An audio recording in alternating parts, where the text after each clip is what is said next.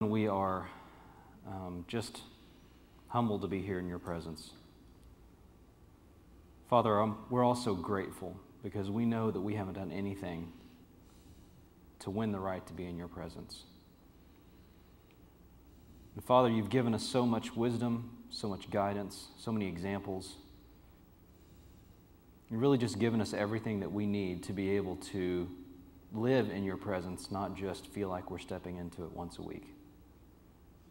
Father, I pray that you will give Steve and I the words today to be able to share the things that you want shared, and that you will open the ears and the hearts of those here, that they'll be able to hear what they need to hear. And we know that you can work amazing things in communication between people, far more than they intend to accomplish on their own. Thank you for loving us when we're unlovable. It's through your Son's name we pray. Amen. Yeah. All right, so who answered the questions that we gave out last week? There's one. Oh. You didn't do it?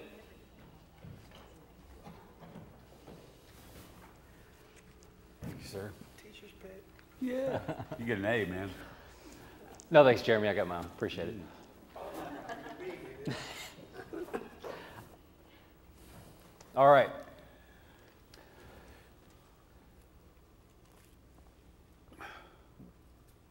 I want to talk a little bit about the concept of oh yeah, man. I want to talk a little bit about the concept of ambush today.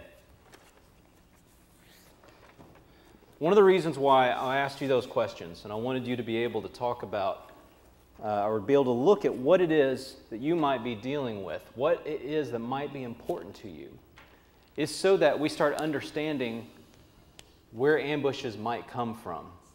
Am I doing this, Carol? We talked a little bit last week about saying, okay, here's the things that Satan might use to hook us. You remember the analogy we were talking about in James? That it talks about that we are caught by our own desires. And remember what that analogy was that we talked about? It's like fishing, okay? Our own desires. We are going after something that looks desirable to us. We're going after some bait. And it's something that seems good to us. And we might not catch that there's a hook in that worm. The worm looks good to eat, but we miss the hook until it's too late. That's really the idea of ambush. I think you're going to use chocolate cake in here. Sorry. Okay. No, keep going. I think chocolate cake is maybe more like it, right? Yeah, who wants to eat a worm?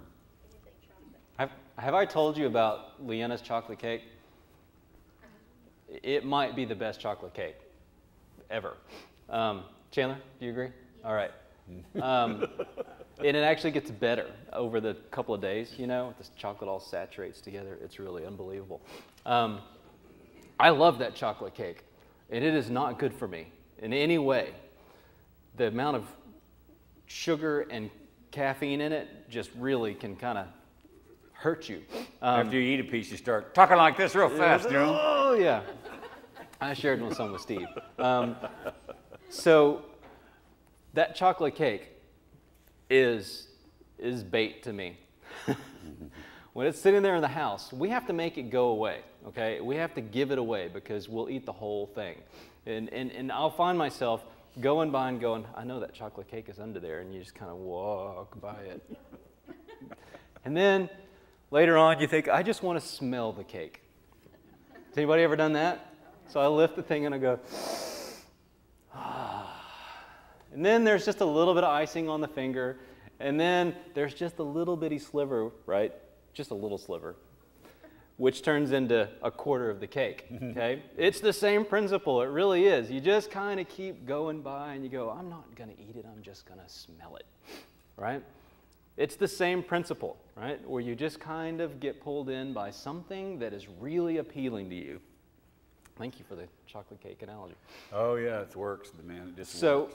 One of the things, and I'm going to put Steve on the spot because we didn't discuss this before. We don't discuss anything before, actually. He talked about ambush to me and put it in a very different light than I had ever understood it. When I've never been to war. When I think about ambush, I just simplified it to, hey, you're walking down a path, somebody's hiding, somebody shoots at you, they ambush you, right? That's kind of the simple idea of ambush. What he explained was that there's far more to it than that. That ambush isn't just about shooting someone when they're not looking. There's a methodology behind it. Steve, do you mind talking about that? You know, I can talk a little bit about that. Having been ambushed once or twice, the literal idea is that you make the most out of the incident that you possibly can. It is more a terroristic event than it is one that's going to win a battle or a war. And so the first guy that walks into the kill zone is not your target. You let them get out. And you attack either the middle or the end of that line of people that go through there, so that the guys in the front will run back and try to help the guys that got hit in the back, and then you can take them out as well. I think you had a story about Genghis Khan, didn't you? Mm-hmm. About how they ambushed and their methodology. Their way of doing it was to send a small band of warriors after a larger group of people and start a little fight with 20 or 30 men and then run. And keep running. And appear to be frightened, you understand, and running away. And this in turn would string out, if you will, the large group of people, because they would, in their, what would you call it, bravado? In that we really showed themness, you know, they would take off after those people and they would get strung out, you understand, and they would be led into an ambush situation where they would be picked off in small groups as they were all strung out. So you see, the methodology is always terrorism. And it's a really good idea to let some escape. Because what are they going to do? What are they going to do? They're going to tell the story, aren't they? Aren't they going to tell the story of the horrors of that event? And what's that going to do? More terrorism in the form of advertising? What happened? If you're the guy in the front of the line and you know that the guy in the back of the line got taken out, where do you start looking? Not in front of you. You start looking behind you because you know that's where it's coming from, right? So you stop really being aware maybe of what's in front of you because you're so fearful of what's behind. How much time do you spend looking in your rearview mirror when you're driving down the road? And you've got three, actually. You know, you got one over here, and you got one over there, and you got one up there. How much time do you spend looking in there? What do they teach you? They teach you to check that at intervals, do you understand, that are fairly regular. Anybody know what the interval is? Just guess. Now, what'd you say, Carol? 3 seconds. Mm-hmm. Carol says 3 seconds. I Yeah. don't have a clue. I think it's somewhere between 3 and 5 seconds. You're supposed to be glancing to see what's happening behind you. Have you ever been tailgated? Oh. How much more do you look in that rearview mirror when you're being tailgated? Sometimes maybe at the risk of what's in front of you. Yeah. And when you do that, when you're distracted that way, is it possible that you might not see something that's really, really important? Like a line you said you'd never cross is now back there. That ever happened to you? He described a chocolate cake line, didn't he? Pretty well. He had, what was the beginning? I just want to smell of it. Right? Okay. So at some point, you understand, is, you know, there a methodology to this? Is it a terroristic, harassing kind of an event? Isn't there evidence right there that evil intends to harass us? Yes? No? Can you go like this? That's helpful. Okay, I know you guys are still with us. All right. Some of you look like you've had a stroke. Okay. Try to be careful, okay, and stay awake because we're really trying to help you. No kidding. Let me ask you this, okay? Is there anyone in here that is willing to be transparent enough to talk about an ambush in their lives? Yeah? One? Just one. Okay. There's another one. Okay, let's start with you.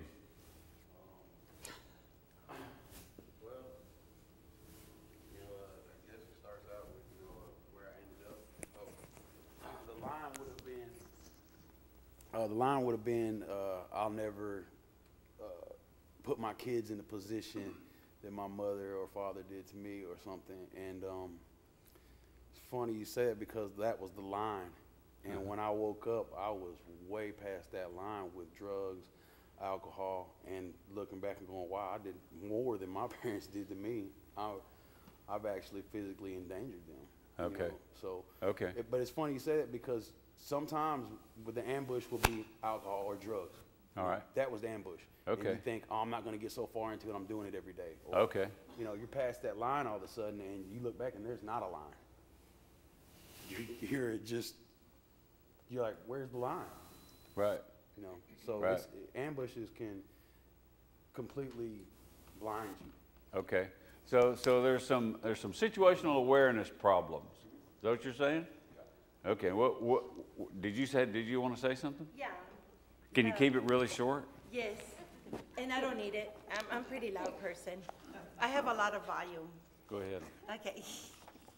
It was funny. This morning I went to go get money at the gas station, the queue, to get money out for gas and laundry. And my son was loaning me $20. So I couldn't remember his PIN number. There was an older gentleman with a newspaper waiting, and I couldn't remember the PIN number. And I called my son, and I was getting this anxiety where he wouldn't answer the phone, and the man was already, doing the fingers and all that, and I was already getting angry. And so then he said, I said, you know what, I am so sorry. I gotta get this money. I gotta go make some pudding, and then I gotta get ready, and I gotta be at church, and I'm running late, which I always am anyway, right? But he doesn't know that. So I told him, I am so sorry. I will get this. And so then he said, 2099, he started counting backwards, and it really, all of a sudden, I don't know what hit me. I was angry now because he wasn't patient with me. So then and then he started counting, and he kept counting, and I said, just go ahead. And then I went over there to call my son again to find out what the PIN number was. And so then I said, you know what? You should really start going to church. You're so impatient. You need to learn patience. Go to church this morning. I was mad. And so then he says, why don't you go to church? I went to church. I'm going to church. That's why I'm doing this. And then I said, just forget it. And then when he walked by me, he knew I was mad, and he knew how to push one more button. And that's how Satan is. So then he walked back by me when I was already quiet, and he said, have a good day. And I said, you have a nice life, whatever's left of it, you old loser. And so then I was so mad. I didn't mean to tell him that, but it hit me. I think it was a form of an ambush. I was so mad. I didn't even know how I ended up there, but there I was, forgetting that I was a Christian. And like a blink of an eye, I said something that I really normally wouldn't have said to him if I wasn't so angry. Okay. So how fast did that happen? A blink of an eye. How come you couldn't interrupt that? I don't know. Why can't we stop? Because we know we should, right? How come we can't stop? Once it starts in that direction, it's really, really hard, isn't it? What do we need? Hardest emotions to control. Say that again. Anger is one of the hardest emotions to control. Let's talk about that for a minute, because that's absolutely true. What's actually happening?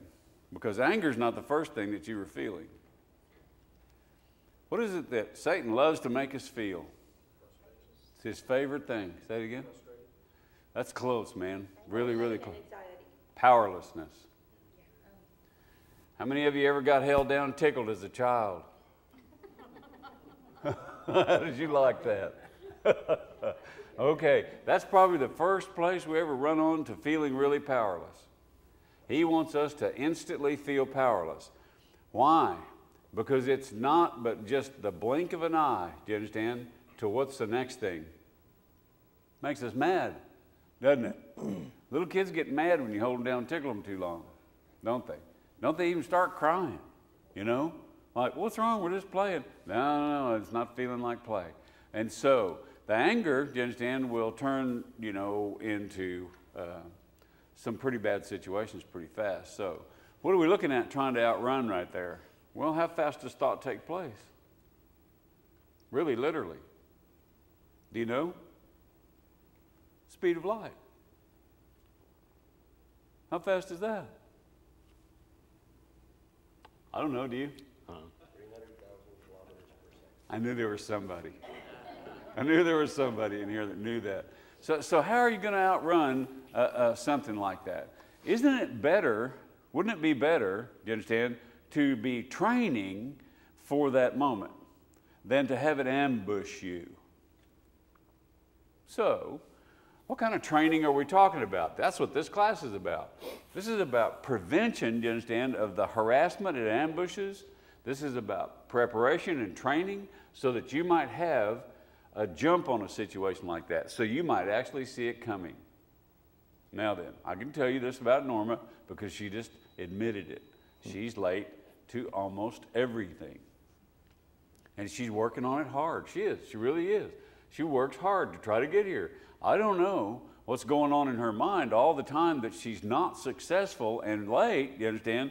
And she knows it, and she's hurrying faster, and the faster she goes, you understand, the loster she gets, or the later she is, and it just becomes very frustrating, okay? So is there already some guilt and shame at work in her life about being late? Is it already in place? If you have a place in your life where guilt and shame is still ready to work, where there's something you're working on and you're not successful with it yet, who do you think knows about that? It could be anything. I don't care what it is, because we're going to talk about this a little bit more, but it's going to be at a feeling level.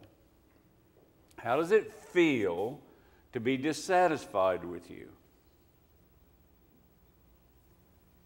To be dissatisfied with me? Yeah. Someone else? No. You.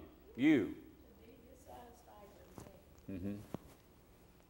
Y'all can look at me and know that I'm old enough that I learned a lot of hard lessons. Mm-hmm. That I've established a pattern in these later years. That I categorize these things. The lust of the flesh, the lust of the eye, and the pride of life. Mm-hmm. What is the situation? Is it something I'm looking at that's tempting me?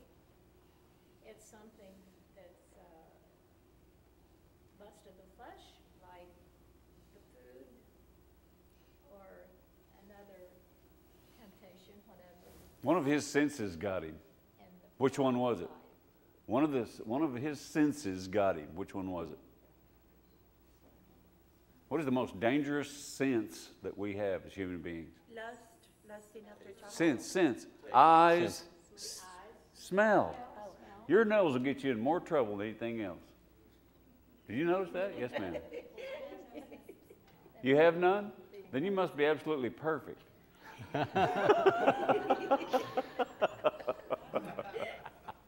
I'm just kidding. I'm really. She does have a mouth. Yes, she does. And do you have ears? How many of you hear songs that aren't a reminder of a pleasant time in your life?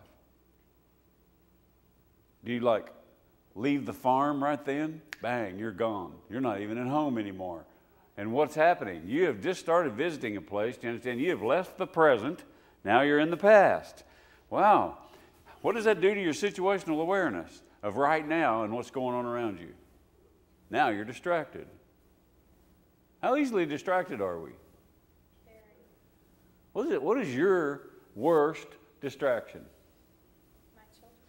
Say it again. Say that again. My children. Your children. Okay. All right. Do you know why? Because they require my every thought. They require my every sense. Because they can either make you look really good or really bad. This past week they ambushed me. Yeah, exactly, They right? made me yell. They are probably one of the most powerless places in your life right there, aren't they? Little children will make you feel really, really powerless, won't they? Yeah. So how embarrassing can children be? Oh, now we have another thing that we maybe could look at as a tool of Satan, and that would be your reputation. How reputational are you? How many of you are very reputational? Your reputation is more important than anything. Hold your hand up. Yeah, and you're afraid for someone to, what, misrepresent you. How are you going to fix that? Can you be preoccupied with how others see you? You have to change reputation and have the character outshine the reputation. You should be teaching this class. You should be teaching this class because that's exactly right. And I'll tell you why. Because we are not, as Christians, supposed to be concerned about our reputation with people. We're supposed to be building character with God. Is that correct? Because if we're doing what He wants us to do, who cares what who cares what other people think about you? He can set you free there. But what does Satan want you to do? He wants you to, how many of you have actually been not actually where you really are anymore? You're actually thinking about a particular person and what they might be saying about you somewhere else, and you don't even know where they really are. But your mind, you understand, is just like you have entered their body like some kind of ghost, and you're trying to walk around with them to see if maybe they aren't saying things about you, and you're guessing at what that might feel like, or saying to yourself, how can I prevent that? Are you even home? You're not even home. You could run off a bridge, you understand, doing that. And so what other things can you think of that really seriously get our attention like that, and the next thing you know, we're deeply distracted? Can you give me another idea?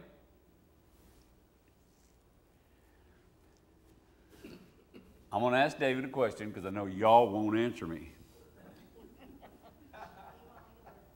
What is your greatest fear?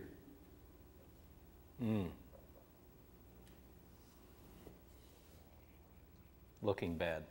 As a man thinketh in his heart, so is he. Who wrote that?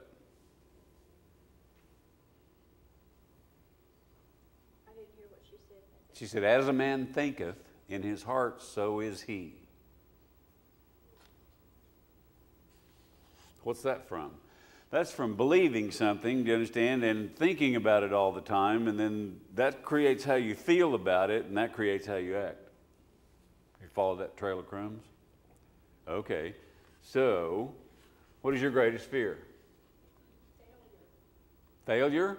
Okay, there's some reputation involved in that. That's some how you look, you understand? And what else is in a fear of failure? Is there not a kind of a self-preservationist in there somewhere? Somebody that's trying to protect themselves from rejection? Because is it not true that failure represents rejection? Because that's the next thing, is that you're going to be picked on, you understand, for making a mistake. Wow. Is this a dangerous place we live in? It is, isn't it? So when you put the armor of you on, instead of the armor of God, are you more vulnerable than you would be if you had His armor on? How much more vulnerable are you? You're doomed. Can you really spin all those plates, y'all? You've seen that circus act, right? Where they're spinning plates and he's keeping them all going. Are you spinning your in-laws' plates? Are you spinning your kids' plates? Are you spinning your job plate? Are you spinning your money plate? Where are your fears? Where are you afraid? How much of what you actually worry about actually happens, do you think? For me, very little. I spend the majority of my time thinking about unfathomable things that mothers should never think about, and trying to make sure that I raise my children the way that I need to raise them, and I help them avoid some of the pitfalls that children fall into. But then also making sure that I ensure their safety and teach them stranger danger. Like, there's always this world going on in my head of, am I doing enough to protect my children and make sure that something horrible doesn't happen to them? So, does God have grandchildren? You're going like this. I think so. Really? I think that every relationship that you can have with a person, God has with individuals. Mm-hmm. I think that what he feels for us far surpasses anything that we feel for another So person. think about what I said, okay? Does God have grandchildren? So he has to have a relationship with your children through you? Or are they his children? He doesn't have grandchildren. He just has children. See, I hear in you a parent who has beginning to think like they can be God, or to take over for God, or protect better than God, or love more than God. Who loves them more, you or him? He does. Oh, God does. he does? Wow, you're heavily invested. These are your children. Are you sure? So look how quickly, do you understand, we can start to take on some of the things that are all about us and the things that we need to do, when effectively, what have we done if we're doing that? Because I felt like that too. It was like, I don't think there's a parent in the room that hasn't felt like, God is going to help my children, but I've got to do everything else first, or he's not going to do it until I do this, as if he had grandchildren. He has no grandchildren. He just has children. And he loves them more than us. And he knows them better than you'll ever know them. But we just forget. It's like, how did that, God's relationship with your children, diminish, you understand, in such a way as to start thinking that you really are that powerful? Well, that's because Satan wants us to put on our armor, not his. And how slick is he about getting us to do that? How do you know the moment, do you understand, that your armor went on and his fell on the floor? Do you know when that happened? No. You're looking back at when that happened almost all the time. And you see, this is because we in our society, and we even as Christians that grew up in the church, have unbridled minds. Do you have an unbridled mind? Absolutely. Tell them all about it. He'll never teach with me again. I'll tell you, if you still have those questions and haven't filled them out, I chastise you. Fill them out. Here's the reason. We have to have our eyes open in order to see where the ambushes are coming from. That means we have to spend a lot of time thinking about what's important to us, what we wish we had that we do not have, what we wish we were that we are not. Those are in the questions. When you start looking at what's really important to you, and everything on that list that is not God is a trap. Now, I'll tell you about me. And you've heard some of this before, so I apologize if it's an old story. I need to sit down. You probably. Oh, okay. I was a seriously late bloomer, okay? Really, really late bloomer, okay? The kid that was the shortest in the class, me, all right? My athletic ability, my any sort of charm or coolness certainly was not manifested as in my youth. So, okay, when you're picking teams, everybody remember that process, you know? Your gym, you're picking teams. Okay, guess who the last kid was to get picked? Me, all right? Oh, I'll take Bates, you know. Go out there in the outfield, way out there, right? Okay, that's me, all right? So I got this kind of chip on my shoulder about it. So I really was always in a situation trying to prove something, trying to prove that I was capable, and I would do some stupid stuff to do that. Now, here's another thing I'm going to layer onto that. We moved a ton when I was growing up. Moved 4 different high schools, okay? Kept walking into a brand new situation.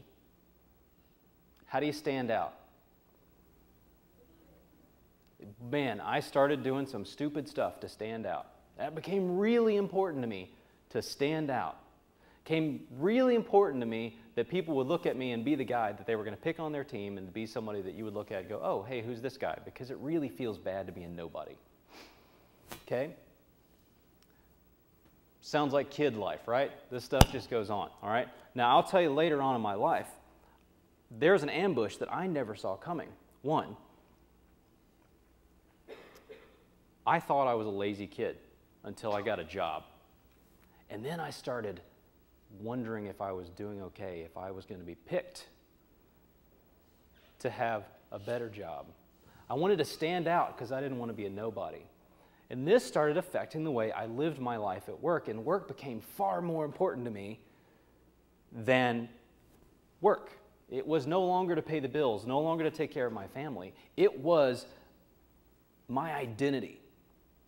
I never saw it coming. And so many years later, I'm just going, I remember going talking to Steve and going, I'm exhausted. I'm so confused and tired. I don't know what to do. What Satan does is he'll look at every event in your life, and that becomes a button to push. And so that's why I want you to fill out those questions. I want you to start looking at what those buttons are, because they're not what you think they are. Those chain of events, okay? Talk about being late. I've got the same problem Norma does. I am constantly late. Now, what happens when you're actually late going somewhere? Isn't there adrenaline that starts pumping, right?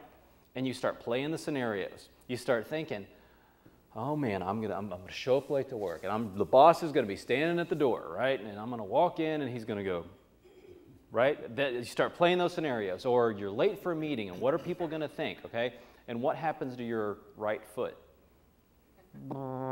Start speeding up a bit, right? So there's danger, there's panic, there's fear. There's also, for me, I start justifying things. Don't they understand I have a family? I've got kids to get off to school. You start playing this turns into these weird, long conversations. Do you ever have these conversations in your head that you're glad nobody else can hear? Okay? What happens is you get so confused about the point of the deal in the beginning, right? It becomes so much more. And so what Satan does is he makes it to where we have a hard time knowing what's at the core of the problem. So Norma's having an argument with someone, and to her, the problem is him, right? He's bothering me, all right? But if we spend time working it backwards, we start going, oh no, the problem is that I'm actually later than I should be, and these things are, this is what I do when I'm on the way to work and I'm late, okay? We have to start being really good at looking around for ambushes. How important would it be to have guys on your team when you're out there, guys in your squad that are able to help you see what's coming and know when you're in a bad spot? Helicopters are awesome. They are. Let me tell you, they can see things before you ever do. And they can call you on the radio and say, stop. You're about to go into a place that you really don't want to go into. And then they can actually call in an airstrike, you understand, and eliminate the danger. And you never are in it. You never are. So, in the very beginning of my relationship with God, I just had to put him in a helicopter. I actually got it, you understand, when I put him in a helicopter. I actually got the idea that nothing ever occurs to God.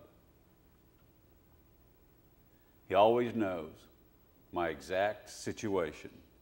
My situational awareness has now been turned over to God.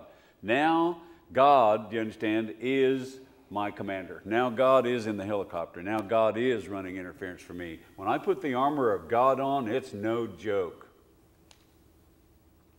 Can I share something with you? You may. The light came over. Hold on. I have people in other parts of the country that are listening to this that are saying, we can't hear anybody talk in your audience. So here we go. Well, I'm 68 years old now. Well, now they all know that. Okay, all right. Well, and I've been in the church all my life. I'm an elder's kid. Yeah. You know, or my daddy was an elder. About 3 years ago, I bought a shirt from you, and on the back of it, it says James Group for the harassed. And I thought, and I said, what are you talking about, the harassed? You said, well, go look it up. You gave me a project. So I Googled, I searched, and it said, there's Jesus talking to his disciples. There the fields are ripe at harvest, the harassed. And I didn't know at that point I was harassed.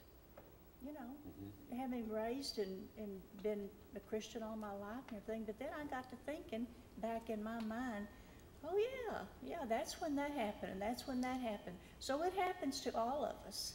So I just want to let you know that's my story. So the back of a T-shirt got you, woke you up. Woke me up. I've been harassed all my life and didn't even know it. Okay. Well, if we were going to think in terms of harassment or terrorism, if you will, is it not terrorism?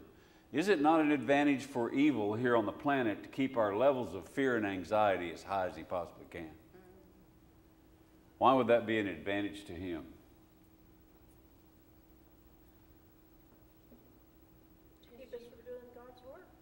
Oh, it could easily do that, right? It's preoccupying, right? What were you going to say? You become reactive instead of proactive. Very much so.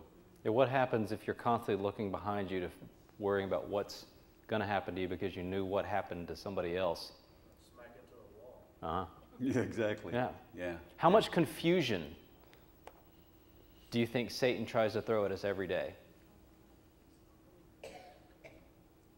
How many of you have seen other people get away with things that you know they're not supposed to get away with, and they do anyway, and you wonder, how's that happen? I said, where's the cops now? Yeah, like, how come you got the ticket?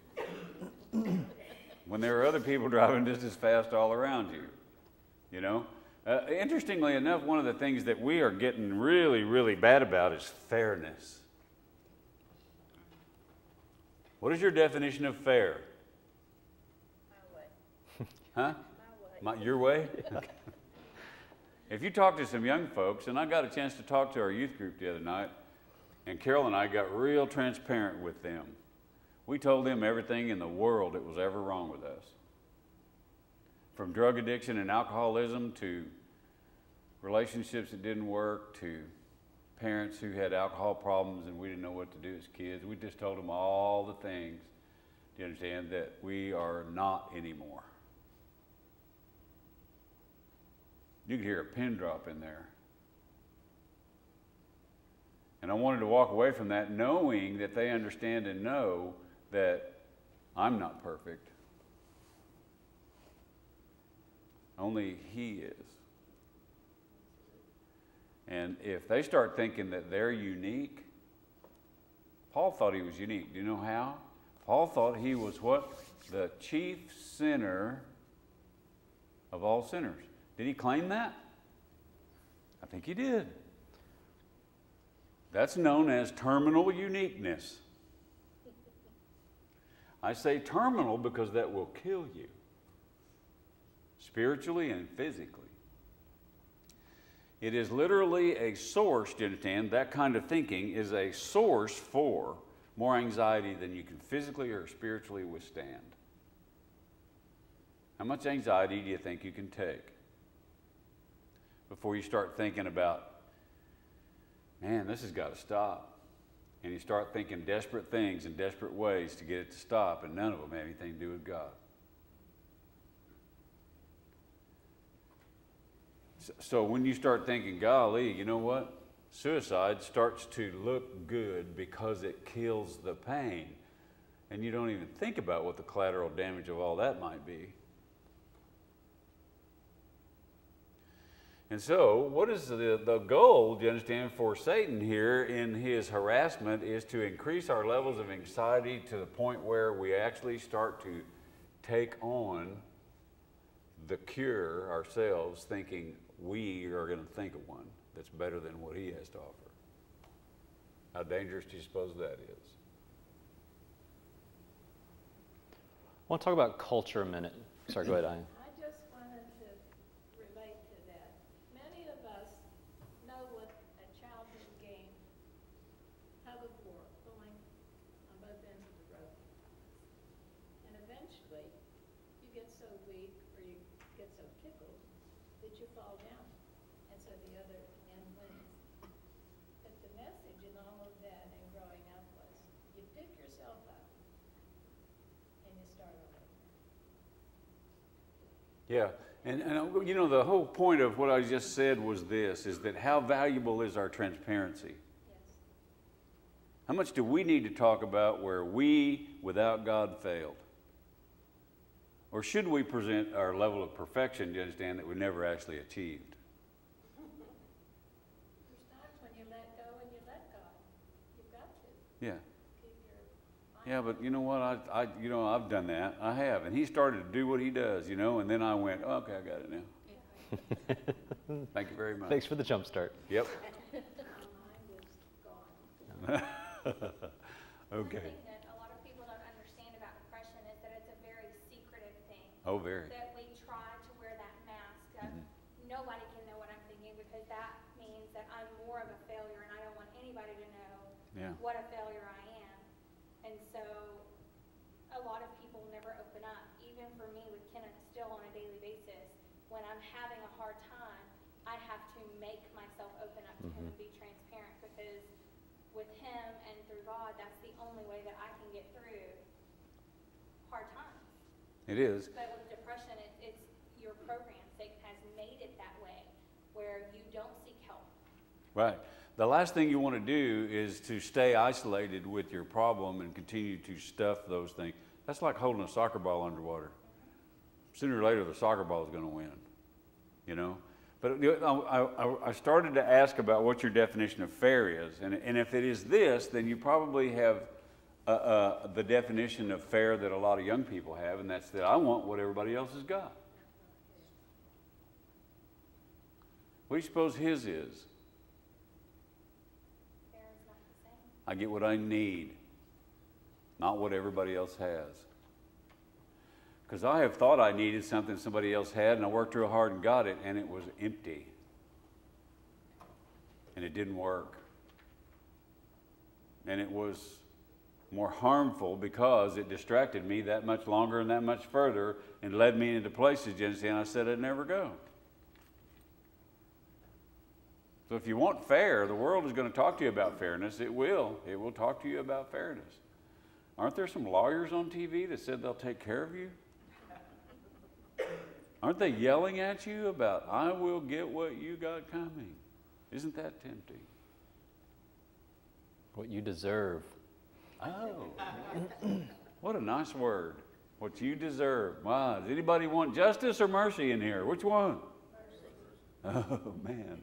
Give me mercy every time. Do you have anything else? So we talked about things that happen to you that are buttons that Satan is going to push. Okay? There are things that become so deeply embedded in us that we don't realize we're carrying them around. There's also a part of culture. There are things, do you realize, that we carry around because of what we've absorbed from everything around us? And we don't realize we're carrying those things around. You know what I'm talking about? I'll give you an example.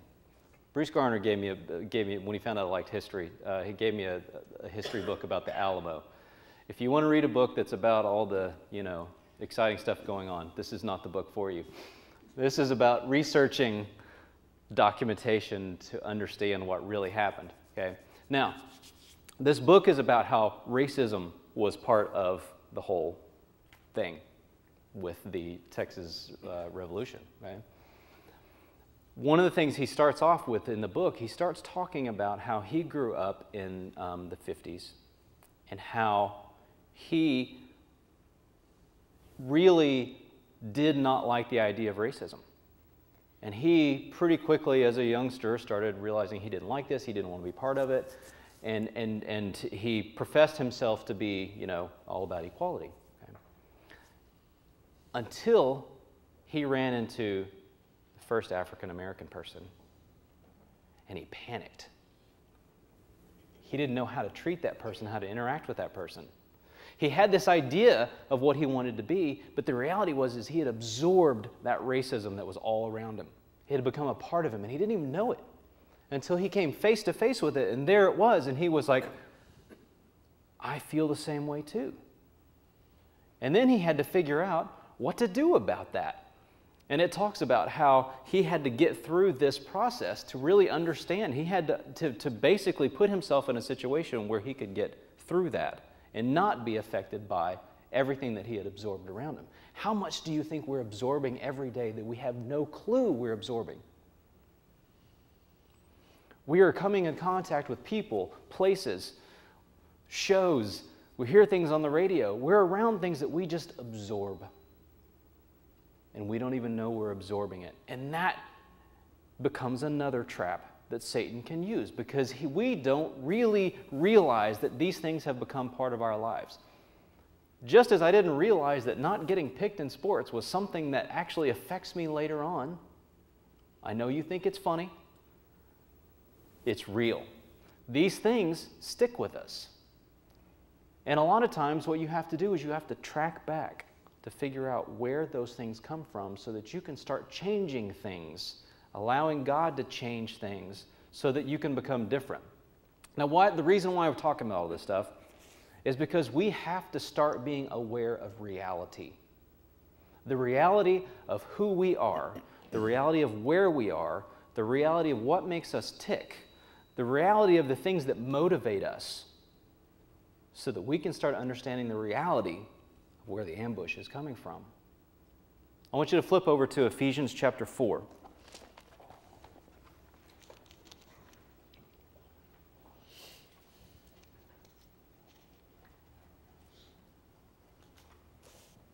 Did you know that Satan has a plan for how he's going to get at you? Did you know that plan is clearly laid out in the Bible? Ephesians 4, we'll start with verse 17. He says, "So I tell you this, and insist on it in the Lord, that you must no longer live as the Gentiles do in the futility of their thinking." Listen carefully, verse 18. "They are darkened in their understanding and separated from the life of God because of the ignorance that is in them due to the hardening of their hearts. Having lost all sensitivity, they have given themselves over to sensuality so as to indulge in every kind of impurity with a continual lust for more." Do you see the progression in there? Tell me where that progression starts. In your mind, They are darkened in their understanding. What does that mean? They're confused. What's the opposite of understanding? verse 23 says, "And be renewed in the spirit of your mind." The opposite of understanding is confusion. Is that right or not? You cannot be lied to successfully without being thoroughly confused first. Answer the questions. Darkening in your understanding is in those questions. If you don't know you're not understanding, then how long will it take for you to actually gain that enlightenment? And here comes the prodigal. What did it say? He came to himself. We're going to learn what that means. Have a really great day. Have a good hot dog.